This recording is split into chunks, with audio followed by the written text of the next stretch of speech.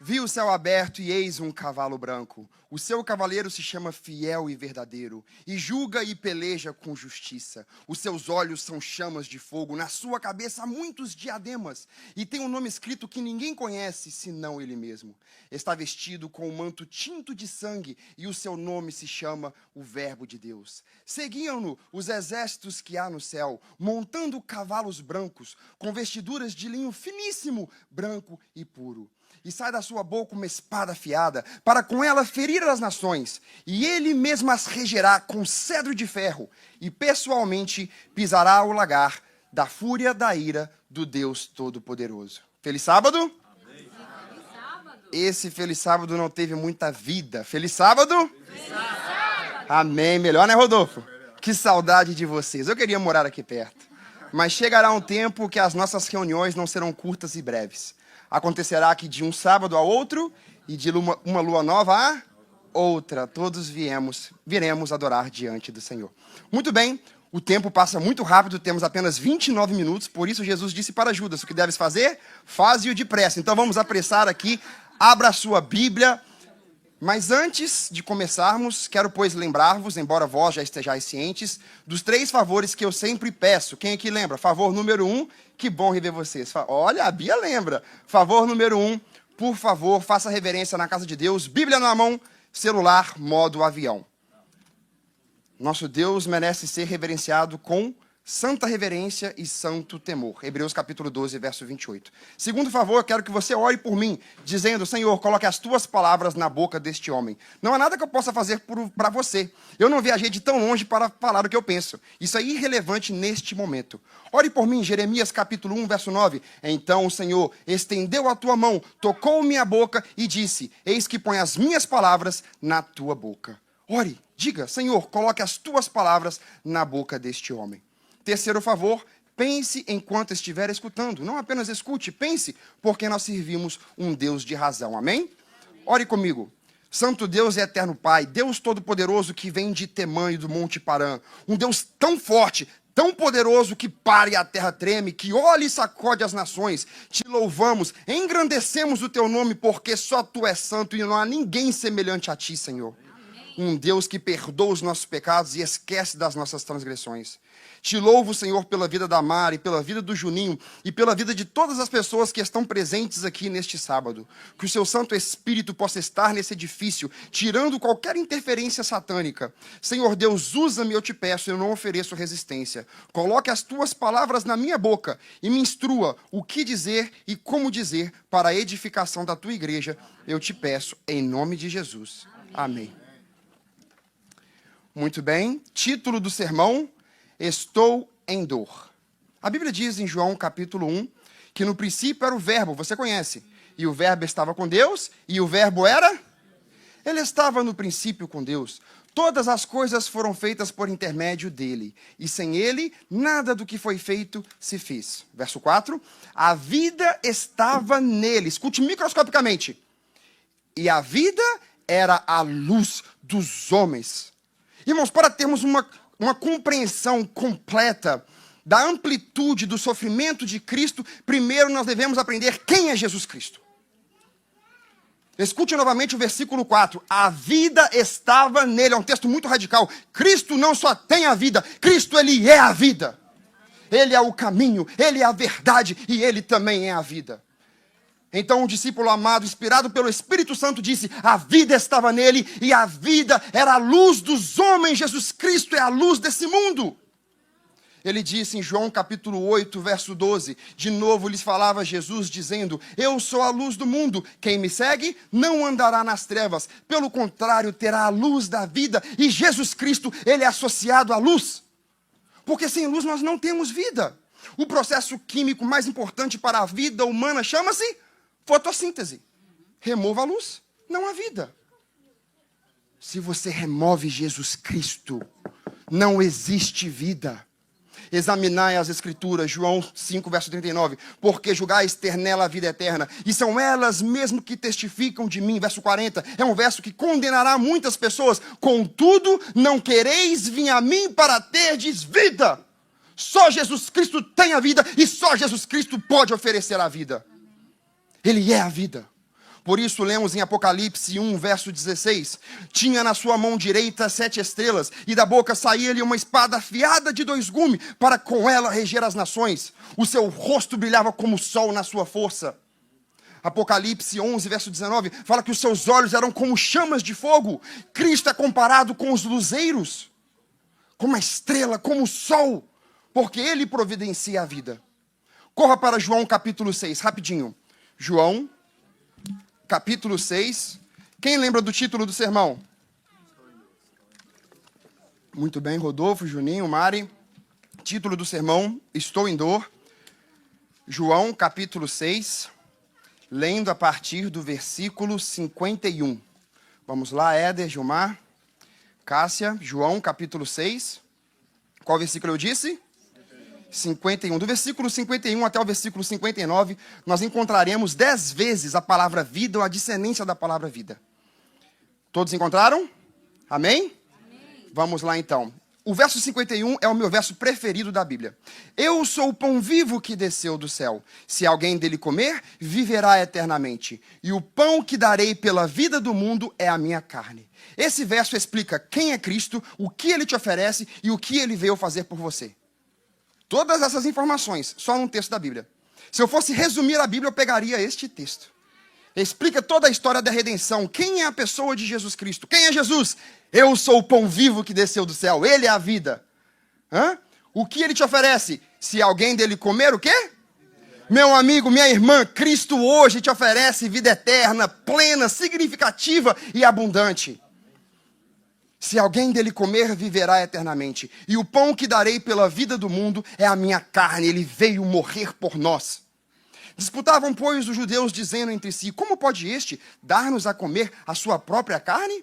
Respondeu-lhe Jesus, verso 53, olhe para a Bíblia. Respondeu-lhe Jesus, em verdade vos digo, se não comerdes a carne do Filho do Homem e não beberdes o seu sangue, não tendes vida em vós mesmo. Como eu disse, não existe vida fora de Cristo, e estar longe de Cristo é cometer um auto-suicídio. Ele é a vida. Ele não só significa vida, igreja, ele é a vida. Escute Colossenses 1,16. A Bíblia diz que todas as coisas foram feitas por ele nos céus, na terra, principados, potestades, tronos, soberanias. Tudo, visível ou invisível, foi feito por ele e nele tudo subsiste. Cristo não só criou, ele ainda mantém um curso da história da vida humana. E se ele parar de manter, em um instante, em um segundo, todos nós morremos, porque nele tudo subsiste. Leia comigo o versículo 54. Quem comer da minha carne e beber o meu sangue, viverá eternamente, e eu ressuscitarei no último dia. Por que, igreja? Eu amo esse verso. Porque a minha carne é verdadeira comida, e o meu sangue é verdadeira bebida. Quem comer a minha carne e beber o meu sangue, permanece em mim, e eu nele. Assim como o Pai que vive me enviou, e igualmente eu vivo pelo Pai, quem de mim se alimenta, termina o verso, por mim viverá. Este é o pão que desceu do céu, em nada semelhante àquele que os vossos pais comeram e contudo morreram. Quem comer este pão, o quê? Viverá eternamente. Que lindo. Jesus Cristo é a vida, igreja. Eu quero convidá-los a examinar a vida de Cristo Jesus. E quando nós compreendemos quem é essa pessoa, nós entendemos que o preço do pecado foi alto. Demasiadamente difícil e doloroso, porque não foi qualquer pessoa que morreu na cruz, a própria vida morreu na cruz. Lembra de Colossenses 1,16, tudo foi feito por ele? João 1,3, sem ele nada do que foi feito se fez. Esse Cristo que te criou é o mesmo que morreu na cruz. Fé pela qual eu vivo, na página 101, a serva do Senhor nos diz que a exigência bíblica demandava uma morte humana. Cristo na cruz entregou um sofrimento de um Deus. O pagamento foi demais. Muito alto, irmãos. Agora a pergunta. A Bíblia diz em Romanos 5, verso 12, que assim como por um só homem entrou o pecado no mundo, assim também a morte passou a todos, não é verdade? Porque todos pecamos. Ou será que aqui ninguém pecou? Todos pecamos, todos somos pecadores e estamos no mesmo barco. Aqui não há ninguém melhor do que ninguém, ninguém. Lucas 18, a parábola do publicano e do fariseu fala muito bem sobre isso. Irmãos, todos nós dependemos de Cristo e por causa do pecado nós temos algo totalmente diferente da vida que chama-se morte. Mas como nós chegamos a esse ponto? Abra sua Bíblia em 1 Pedro, 1 Pedro capítulo 2, rapidinho. 1 Pedro capítulo 2, título do sermão, Estou em dor. 1 Pedro, capítulo 2, verso 24, amém? A morte não tinha significado em Cristo. Vou repetir de forma enfática. A morte não tinha significado na vida de Cristo. A morte de Cristo foi para nós. Cristo nunca pecou. Por isso lemos em 1 Pedro capítulo 2, verso 24, que carregando ele mesmo em seu corpo sobre o madeiro os pecados de quem? Dele? Nossos. Eu matei Jesus, você matou Jesus, nós matamos a Cristo. Carregando ele mesmo em seu corpo sobre o madeiro os nossos pecados. Com qual propósito? Para que nós, mortos para os pecados, vivamos para a justiça. Por suas pisaduras fomos sarados. Irmãos, escute esse texto e abra o seu ouvido à voz do Espírito Santo.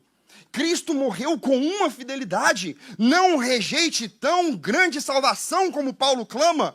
Ele morreu para que nós, mortos para os pecados, mas muitos são obtusos, meios despertos e não entendem a solenidade do tempo que vivemos. Manuscript Release, página 83, parágrafo 1. A serva do Senhor nos diz que se quereis ser santos no céu, precisais primeiro ser santos aonde? Na terra, por quê? Porque os traços de caráter não serão modificados pela morte e nem pela ressurreição. Nós sairemos da sepultura com a mesma disposição manifestada no lar e na sociedade. E Cristo morreu com essa finalidade. Que nós também morramos para o pecado. Nunca esqueça que por causa do nosso pecado, Cristo, a vida do mundo, a luz do mundo, teve que morrer. Irmãos, de um lado nós temos a vida. Coloque um nome sobre vida. Vamos lá rapidinho. Um nome sobre a vida. Jesus. De um outro lado, morte. Coloque um nome sobre a morte. Satanás. Hebreus capítulo 2, verso 14. Visto que os filhos têm participação comum de carne e sangue, destes também igualmente ele participou, para que Cristo, pela sua morte, destruísse aquele que tem o poder da morte. Quem? A saber, Satanás. Cristo vida, Satanás morte. Aqui nós vemos um homem totalmente divino. Cristo era vida, por isso ressuscitou Lázaro. Também era Deus, por isso tinha autoridade para perdoar os pecados. E agora, Cristo, esse humilde sofredor, tem que carregar no seu pleno, perfeito e imaculado corpo a morte. E deve experimentar algo totalmente estrangeiro para Deus. A morte. E fui eu, foi você que cravou Jesus na cruz. Os nossos pecados, irmãos, os nossos pecados fez com que o Rei do Universo morresse e padecesse naquela cruz. Nós precisamos entender o quanto Cristo sofreu por nós e muitos não estão dispostos a quebrar uma unha por Cristo. Vá para Hebreus. Hebreus, depois de Filemão, rapidinho. Hebreus, capítulo 2. Depois de Filemão, antes de Tiago. Hebreus, capítulo 2, versículo 9. Você tem mais 5 segundos como bom adventista e leitor da palavra. Hebreus capítulo 2, verso 9. Amém? Vemos, todavia, aquele que por um pouco, escute microscopicamente, tendo sido feito menor que os anjos. Quem? Jesus, por causa do sofrimento da morte, foi coroado de glória e de honra, para que, pela graça de Deus, termina o verso? Eu quero que você medite nessas palavras. Irmãos, Cristo não apenas morreu. Morrer seria fácil. A Bíblia diz que Cristo provou a morte por todo o homem, igreja. Ele provou a morte. Talvez alguns aqui não entenderam. Deixa eu tentar explicar. Alguém aqui já teve uma enxaqueca? Pode levantar a mão. Muitas pessoas, né? Uma enxaqueca braba, pesada. Agora imagina sentir essa enxaqueca por todas as pessoas na história do mundo. Imagina um canal no dente sem anestesia e sentir a mesma dor por todas as pessoas que já pisaram neste mundo. A Bíblia diz que Cristo não morreu, que Cristo provou a morte por todo o homem. Corra para Mateus 26 e lembre-se dessas palavras, que Cristo provou a morte. Mateus capítulo 26, nós temos 15 minutos, então corra, Mateus, Tem que correr, não é verdade? Mateus capítulo 26, verso 37 e verso 38. Amém? A Bíblia diz que Cristo, tendo levado consigo a Pedro e os 2 filhos de Zebedeu, começou o quê? A angustiar-se e entristecer-se. E lhes disse, a minha alma está profundamente triste. Termina o verso? Até a morte. Ficai aqui e vigiai comigo. Até a morte. Nós lemos em Hebreus capítulo 2, verso 9, que Cristo provou a morte por todo homem. E nós lemos aqui em Mateus capítulo 26, que a alma de Cristo estava profundamente triste até a morte. Cristo, para provar a morte, ele precisava estar vivo. Vocês não estão seguindo. Atenção. Porque a morte põe um fim ao sofrimento, não é verdade? Inclusive na América tem crescido o número de mercy killing. As pessoas dizem, unplug the machine, desligue a máquina, o sofrimento é demais. Por quê? Porque a morte põe um fim ao sofrimento. Cristo, irmãos, presenciou, experimentou algo que ninguém nunca experimentou e jamais irá experimentar. Cristo, enquanto estava vivo, ele sentiu o que era estar morto. Ele sentiu a dor da morte, o aguilhão da morte, a tortura da morte e o peso da morte. E não por um, não só por nós, por todas as pessoas que já viveram e que vão viver. E foi por isso que a Bíblia diz em Mateus 26, verso 36, que ele deixou os seus discípulos na entrada do Getsêmani. Ele levou consigo apenas Pedro, Tiago e João. E ele, por sua vez, se afastou por cerca de 1 tiro de pedra para poupá-los da visão de um Cristo sofredor e moribundo no Getsêmani. Um Cristo desfigurado, que se os seus olhos contemplassem a agonia de Cristo no Getsêmani, você o não reconheceria. De tanta agonia, o peso do nosso pecado que tornou o cálice tão amargo. Abra sua Bíblia em Lucas 22, vá rapidinho, por favor. Lucas, capítulo 22. Nós precisamos entender o quanto Cristo sofreu por nós. Eu volto a repetir. Far-nos-ia bem meditarmos 1 hora por dia nos sofrimentos finais de Cristo. Lucas, capítulo 22, versículo 41. Amém? Amém? A Bíblia diz que ele, por sua vez, afastou-se por cerca de 1 tiro de pedras e de joelho orava, dizendo o que, igreja?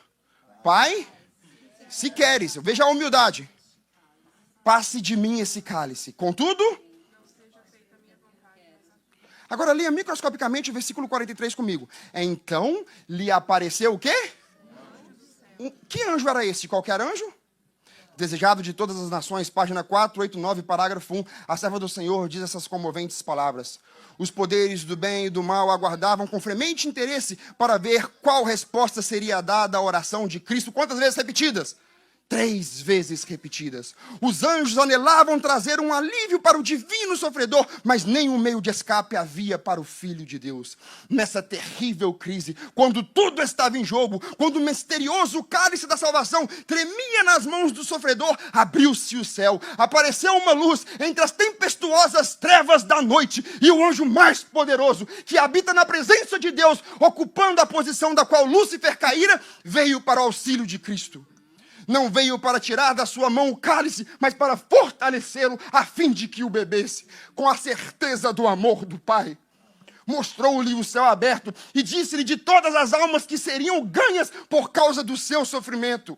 Afirmou-lhe que o seu Pai era maior e mais forte que Satanás. E que ele jubilaria, veria o penoso trabalho da sua alma e se encantaria com a multidão de membros da família humana que seriam salvos. Eternamente salvos. Deus teve que enviar o seu anjo mais poderoso, ou senão Cristo teria voltado. Eu estou te dizendo, Cristo provou a morte por todo o homem, não na cruz, no Getsêmani. Deixe-me tentar enfatizar o que eu estou tentando dizer. Façamos uma análise do comportamento de Cristo, do Getsêmani, como descrevemos, em comparação com o sofrimento de Cristo na cruz. Vire uma página aí da sua Bíblia, Lucas capítulo 23. Lucas capítulo 23, vamos ler poucos versos. O versículo 34 você conhece. Contudo, Jesus dizia o quê? Pai, perdoa-lhes por quê? Onde Jesus estava? Rapidinho, onde Jesus estava quando ele disse essas palavras? Na cruz. O que ele estava fazendo em relação aos malfeitores? Perdoando, intercedendo. Pai, perdoa-lhes. Verso 39. Um dos malfeitores crucificados blasfemava contra ele, dizendo: não és tu o Cristo? Salva-te a ti mesmo e a nós também. Respondendo, porém, o outro repreendeu, dizendo: nem a menos teme a Deus, estando sobre igual sentença? Nós, na verdade, com justiça, porque recebemos o castigo que os nossos atos merecem, mas este nenhum mal fez. E acrescentou: Jesus, lembra-te de mim quando vieres no teu reino. Disse-lhe Jesus o quê? Em verdade te digo, hoje estarás comigo no paraíso. Onde Jesus estava? Onde Jesus estava, igreja? O que ele estava fazendo em relação ao ladrão? Perdoando, salvando, justificando.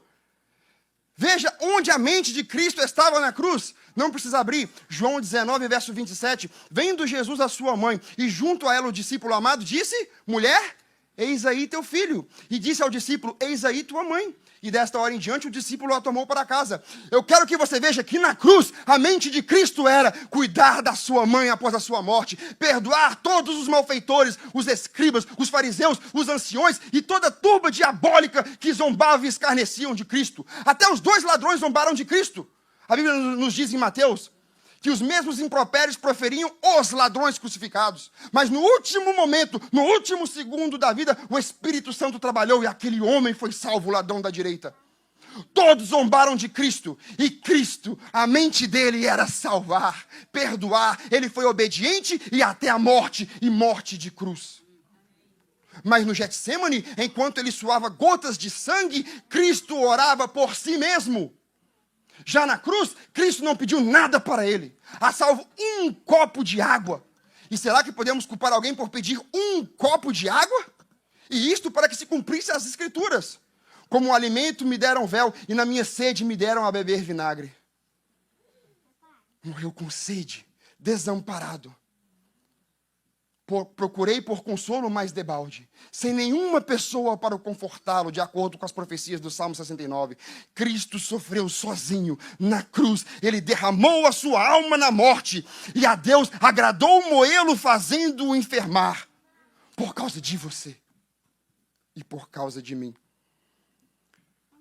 Por isso Paulo diz claramente: como escaparemos nós do inferno, se negligenciarmos tão grande salvação? Mesmo livro, Desejado de Todas as Nações. Mesma página, 489. Agora, parágrafo 2. A serva do Senhor diz essas palavras comoventes. Sobre a descida de Cristo do Getsemane, que foi lá que ele provou a morte, não na cruz. A agonia de Cristo não cessou, mas a sua depressão e desânimo o deixaram. Cristo estava deprimido no Getsemane. A tempestade não amainou de maneira alguma, mas aquele que dela era objeto, agora estava preparado para encarar a sua fúria. Cristo desceu do monte, calmo e sereno. Uma paz celestial pairava-lhe sobre o seu rosto manchado de sangue. Cristo suportara aquilo que criatura alguma jamais poderia sofrer, pois provara o sofrimento da morte por todo o homem. E ela termina citando Hebreus 2, verso 9. E eu volto a dizer: a gente não tem noção do quanto Cristo sofreu. Nenhum pregador humano jamais poderá explicar a grandiosidade do sacrifício de Cristo. E passaremos toda a eternidade estudando os momentos finais da vida do nosso Salvador. E eu volto a dizer para você: Cristo fez tudo isso por te amar. E eu quero terminar com uma pergunta. Se Cristo fez tudo isso por você, se Cristo fez tudo isso por mim, o que nós estamos dispostos a fazer para simplesmente dizer obrigado? Cristo levou sobre si e dentro de si aquilo que constitui a maldição da lei. O que é a maldição da lei, igreja? A morte. Por isso lemos em Colossenses 3:6. Nisto vemos a ira de Deus sendo derramada, manifestada sobre os filhos da desobediência. Cristo nunca desobedeceu, mas foi tratado como um desobediente. Nunca matou, mas foi tratado como um assassino. Nunca mentiu, mas foi tratado como um mentiroso. Foi tratado como eu deveria ser tratado, como você deveria ser tratado. Meus amigos, Cristo abriu uma porta, uma oportunidade, uma ponte para nos levar ao Pai.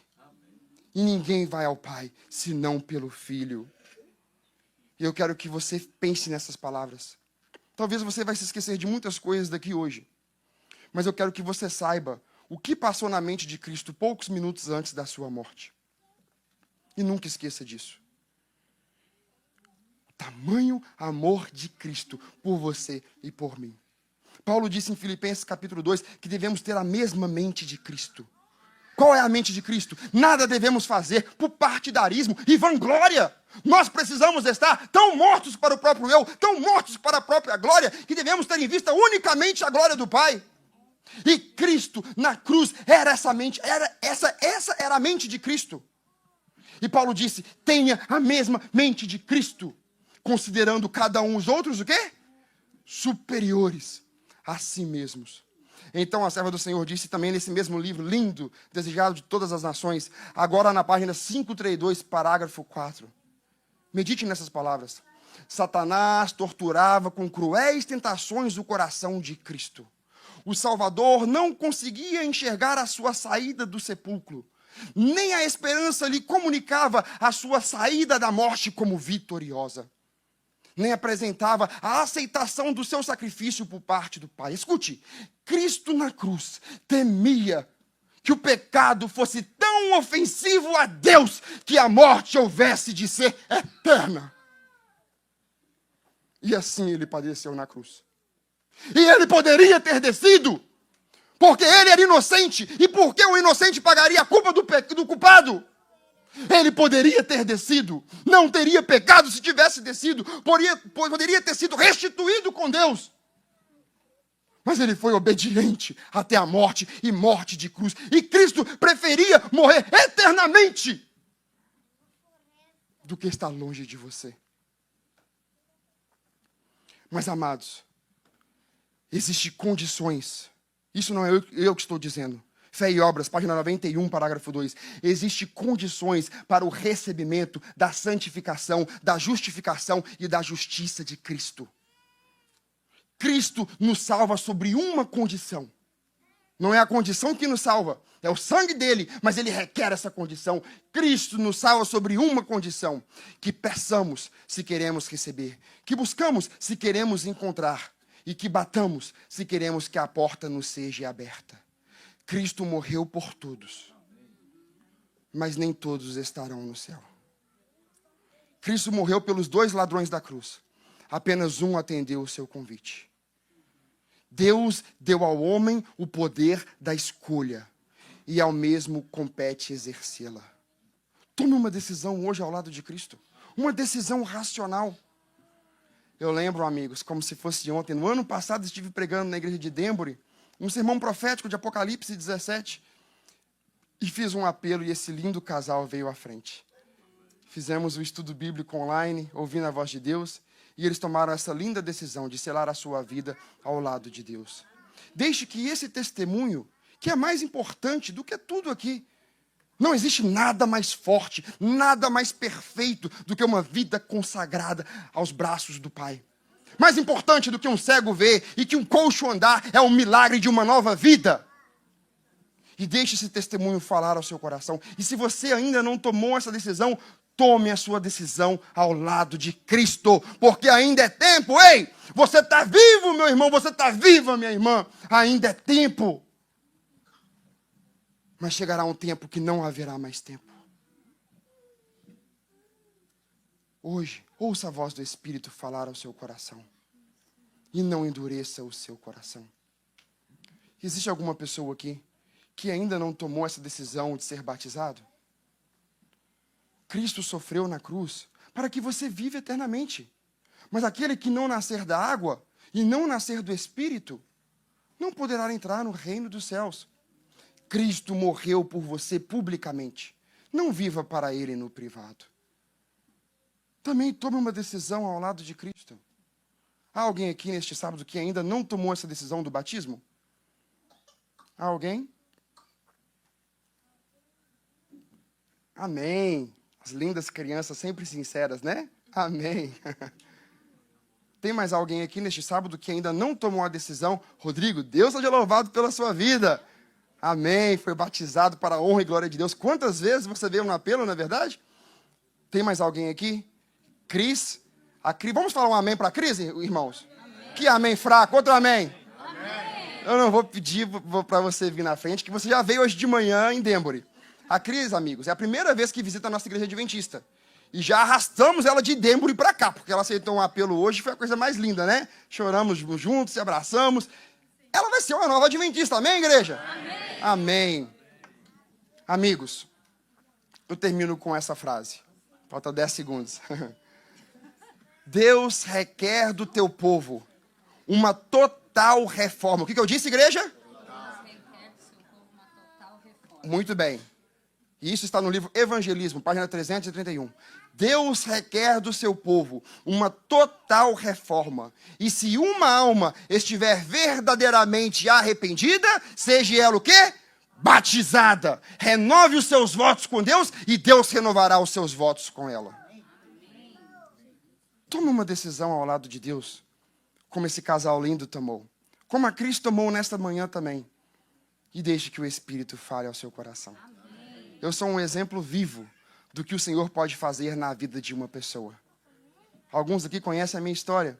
E faz 4 anos que Deus me resgatou como um tição, como um servo de Satanás. E hoje eu milito pela boa causa do Evangelho.